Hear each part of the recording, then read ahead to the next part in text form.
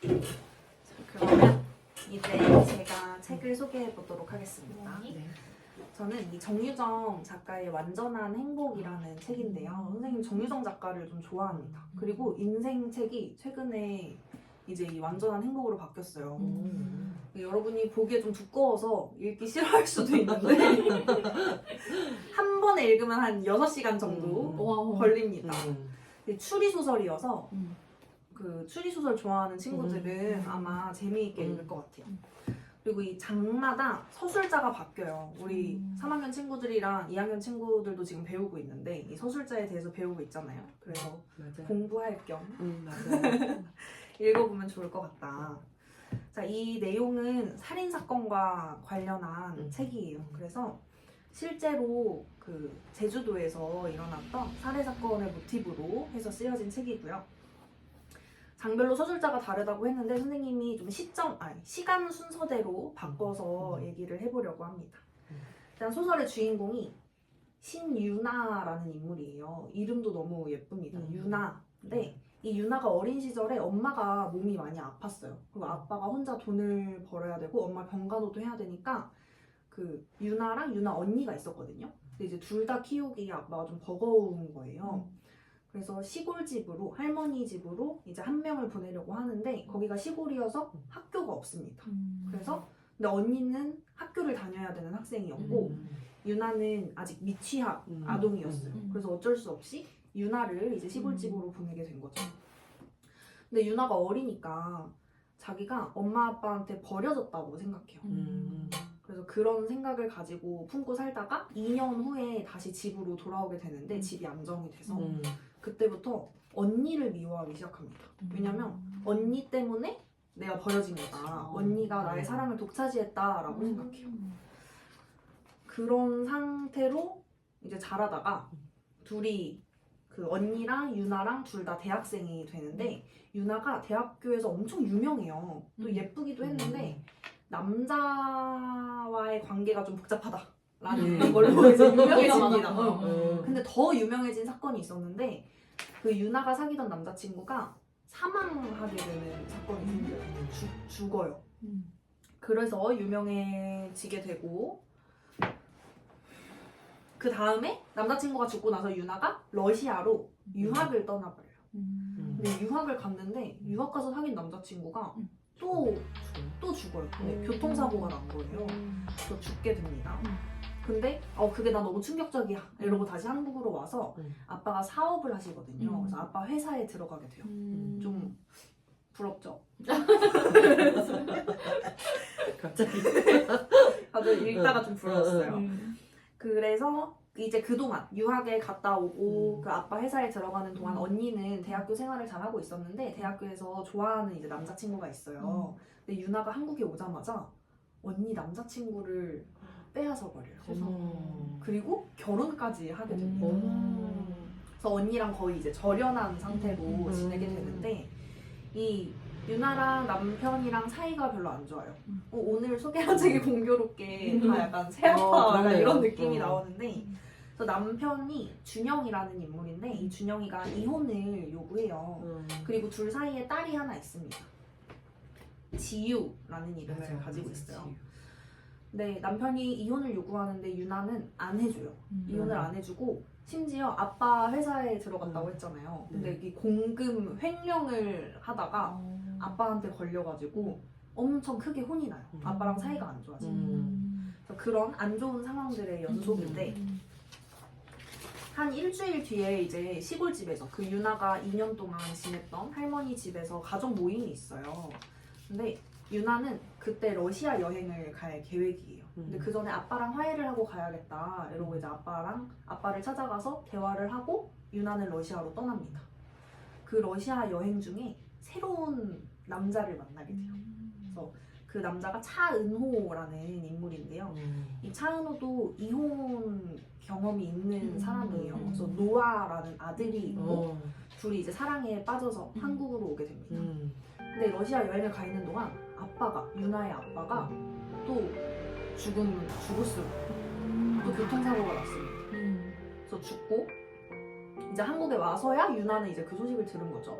어쨌든 그런 시간들을 보내고 은호랑 결혼을 하려고 하는데 이제 유나한테도 딸이 지유라는 딸이 있고 은호한테도 노아라는 아들이 있잖아요. 근데 이제 유나가 성을 새아빠 이름으로 이제 바꾸고 싶어 하는데 그 은호 쪽 어머니 시어머니가 될 분이 반대를 하세요. 그래서 이제 좀 갈등이 있는 상황입니다.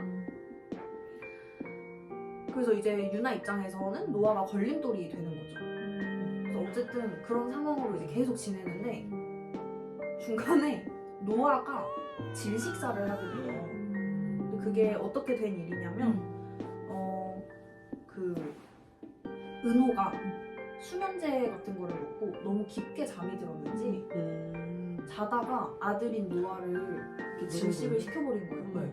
몸이 이제 돌려 눕다가 이제 눌렸는데 그 상태로 깨어나지 못하고 노아가 죽게 되는 거죠. 이제 그런 상황인데 다행히 유나 입장에서는 모든 장애물이 다 해결된 다 해결된 거예요. 그런 내용이고요. 그렇게 그 다음 이혼을 결국 성공을 했는데 그 은호 말고 그 전 남편이랑 이혼에 성공했는데 그 남편이 딸을 계속 만나고 싶어 해요. 근데 이제 방해가 되니까 유나가 이거 말해도 되는지 모르겠는데 준영이 그 전 남편을 살해할 계획을 세웁니다. 그 살해할 계획을 세워서 시골집으로 이제 데리고 가요. 시골집에 지금 아무도 안 사는 상태거든요. 그래서 딸이랑 이제 거기 데리고 가서 뭐 맛있는 것도 먹고 이렇게 하는데 준영이가 결국에 어떻게 사라져요. 전 남편. 네, 전 남편이 사라지고 실종이 되고 그 전 남편의 동생이 또 있거든요. 근데 동생이 오빠가 연락이 너무 안 되니까 수소문을 하기 시작해요. 근데 그러면서 인물들이 다 엮여 있습니다. 원래 이제 유나의 언니였던 인물과 그 준영이의 동생과 그 다음 새아빠인 이제 새 남편인 은호와 다 엮여 있는데 이 사람들이 한 인물을 의심하게 돼요. 범인은 왜 유나 옆에 가면 이렇게 다 죽을까. 그래서 그 범인을 찾아가는 과정이고요. 그거에 결정적인 역할을 하는 게 유나의 딸이거든요. 네, 지유예요. 그래서 지유의 뭔가 이야기나 이런 것들로 나중에 범인을 찾게 되는 내용의 책이에요. 제목이 처음에 완전한 행복이어서 너무 약간 따뜻한 내용일 것 같고 근데 사실 표지가 좀 맞아요. 표지가 좀 음상하긴 해요. 근데 저는 이게 추리소설인지 모르고 읽었거든요. 그래서 원래 이제 그냥 표지만 보고 읽어가지고 너무 재밌게 읽었고 제가 이 책을 읽으면서 이제 질문을 하나 생각했는데 이 부분에서 이 책에서 인상 깊은 구절이 있었어요.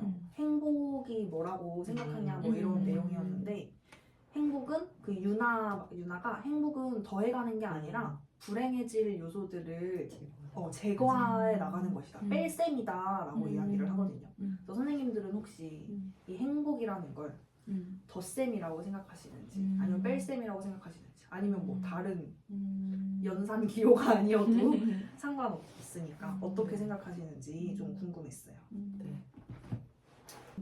저는 약간 더하기나 빼기의 문제가 아니라고 생각을 좀 요즘은 하는 것 같아요. 행복은. 네, 요번에 이제 제가 1학년 1반 이제 담임을 맡으면서 저희 반에 어떤 그푼이 행복한 일은 매일 있어요. 근데 있어요라는 건데 그게 사실 어느 책에서 나오는 구절인데 그 풀 문장은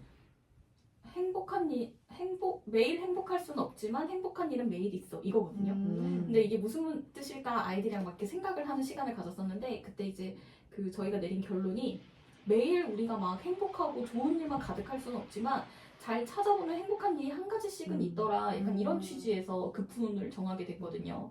그래서 뭔가를 내가 행복해지기 위해서 뭔가를 한다라는 개념이잖아요. 플러스를 하거나 마이너스를 한다라는 거는. 근데 그냥 우리가 일상을 살아가는 그 과정 속에서 그냥 행복은 있고 그거를 볼 수 있느냐 못 보느냐의 문제라고 생각을 해서 더하기 빼기가 아니다라고 요즘은 좀 생각을 하는 것 같아요. 왜 그 말 있잖아요. 그 행복해서 웃는 게 아니라 웃으면 행복해진다라고 하잖아요. 그래서 저도 그 말을 항상 생각을 해요. 그리고 예전에 담임을 했을 때 그런 급푼을 썼어요. 오늘도 웃자. 웃으면 행복해지는 것 같아요. 그래서 아까 뭐 솔미 선생님 말하는 것처럼 더하기 빼기의 개념이 아니라 어떻게 나의 생각이 어떤 거냐에 따라서 행복의 기준은 달라지는 것 같아요. 맞아요. 네. 그래서 그 소확행이라는 말이 네. 좀 좋은 것 같아요. 맞아, 맞아. 좀 사소하게 행복을 느낄 수 있는 느낌. 아무튼 그렇게 따뜻한 내용은 아니지만 여러분이 읽으면 재미가 있을 것이다. 추리소설 하면 이제 자꾸 외국 소설들 위주로 맞아. 애들이 생각을 보게 하는데 되거든. 한국에도 이런 소설이 있다. 맞아. 그럼요.